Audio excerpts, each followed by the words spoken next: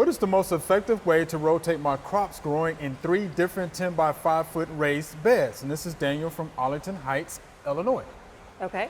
So let's see if we can help him out. What do you think about that? Best suggestion would be to just start writing down, graphing, mapping out where your crops are, and making sure that you're rotating them. Don't put the same plants back in that same spot for another 3 to 5 years. Just keep track of it. Get out some pen and paper and a little bit of graph paper.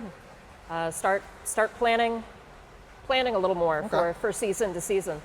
Right, yeah, because we don't want to put the same plants in there year after year after year, right? Because you don't want to build up the insect pressure, disease pressure. Right. Many of the same vegetables share disease issues, share the same pest issues. Yeah. So you do get those diseases and pests building up in the soil. So it's best to try to trade those out. Yeah, I would agree with that. How do you do it if you only have one raised bed? Yes. So just one raised bed. What do you think? Well, consider maybe growing only just a smaller selection of vegetables each year. Yeah. One year you grow these 3 types of vegetables. Maybe the next year you switch over to something totally different to allow a chance for that soil to the issues in the soil to work themselves out. Yep.